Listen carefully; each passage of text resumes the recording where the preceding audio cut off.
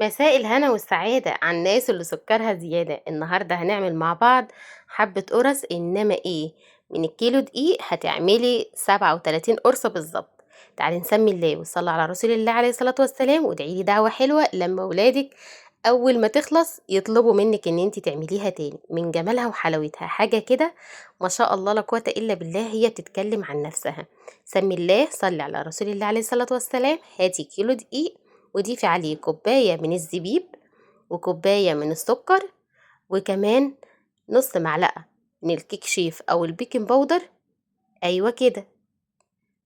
وكمان معايا معلقتين من الحليب البودر ورشة ملح، ودي تقديبة حلوة بقى، واركني المواد الجافة دي على جنب.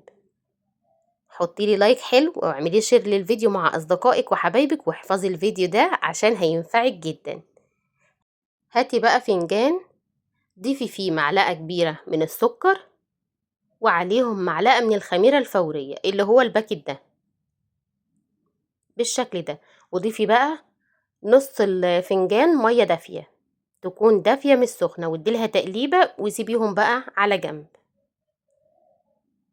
وتعالي نشوف هنعمل ايه بعد كده. طول ما انت واقفة سمي الله وصلي على رسول الله عليه الصلاة والسلام عشان الحاجة تفيض وتزيد وتبقى زي العسل من ايدك. هاتي العجان او البولة اللي هتعجني فيها وانزلي ببيضتين بدرجة حرارة المطبخ، وعليهم رشة فانيليا، وكمان معلقة كبيرة من الخل، وكمان معايا معلقتين كبار كده هرميين من الزبادي بالشكل ده كده. وكمان هنضيف كوباية ونص من الحليب الدافي، ما يكونش سخن معاكي، يكون دافي بالشكل ده كده. وسمي الله وانزلي بقى بالدقيق، وكمان عليهم الخميرة. بصوا ما شاء الله الخميرة اتفعلت وبقت ارتفعت وبقت فوم، عملت فوم خطير ازاي كده، بقت ناجحة معايا مليون المية. يلا بقى بإيدك أو بالعجان وسمي الله واعجني. العجينة بتاعتنا النهاردة أو البريوش بتاعنا النهاردة غني جدا جدا، يعني الواحدة كده في اللانش بوكس أو لولادك الصبح قبل ما يمشوا انتي خلاص كده مش عايزة حاجة تاني. في نص العجن وقفت العجان وضفت نص كوباية من الزيت وعجنت شوية، وبعد كده بتوقفي العجان لمدة 10 دقايق أو ربع ساعة، وبعد كده بتبتدي تعجني تاني وتضيفي في الآخر معلقتين من الزبدة أو السمنة. تمام. وتعجني. العجينة بتاعتنا النهاردة ملزقة اهي بالشكل ده كده. ولو احتاجت معاكي طبعا حليب بتضيفي معلقتين بمعلقتين، هي بتاخد تقريبا كله الحليب اللي انا بضيفه كوبايتين من الحليب. اهي بقت معايا بالشكل ده كده.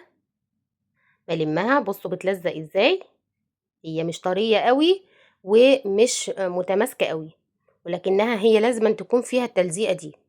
بظبطها كده وهغطي العجان بتاعي لمدة ساعة لغاية ما توصل معايا بالشكل ده كده. تاخد معاكي ساعة، تاخد معاكي ساعة وربع او ساعة الا ربع، مفيش مشكلة خالص. ادي لها خبطة كده. وتعالوا بقى نجيب كوباية من السمسم المحمص، عليهم معلقتين من العسل الاسود، وندمجهم كويس جدا كده بايدينا لغاية ما السمسم يتغلف كويس جدا بالعسل بتاعنا. تعالوا بقى للعجينة بتاعتنا، نبتدي نقطعها كويرات حجم الكورة كده قد البيضة. وطبعا هنا الحجم القرصة براحتك انت، تصغري تكبري براحتك انت.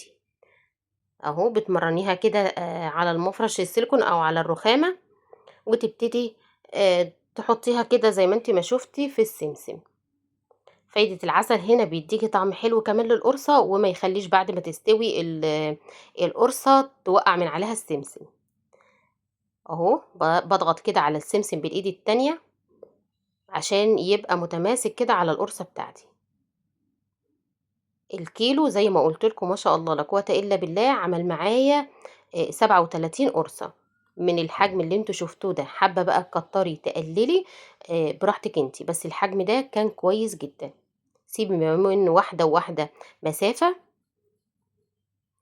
اهو بسم الله ما شاء الله حاجة كده اللهم بارك. زي ما قلت لكم القرص دي بقى سميها قرص تسمها بريوش خطيرة جدا. كانت بكوباية شاي بلبن تاكليها كده بجد طعمها في عالم تاني. بتسيبي بقى كده القرص بتاعتنا على الصواني بالشكل ده لمّا تخمر، بتاخد برضه معاكِ قولي ساعة، وبعد كده بتدخّليها على درجة حرارة 180، بتاخد في الفرن ربع ساعة، وطبعًا على حسب درجة حرارة فرنِك. باشغّل بس الفرن من تحت، ما باشغّلش الشواية خالص، هي بتاخد مع نفسها اللون ده.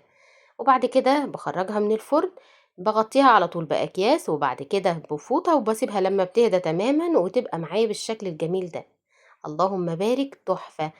أهم عوامل النجاح في المخبوزات التخمير في الأول، ولمّا بتكون معاكِ على الصواني، حاجة كده ما شاء الله.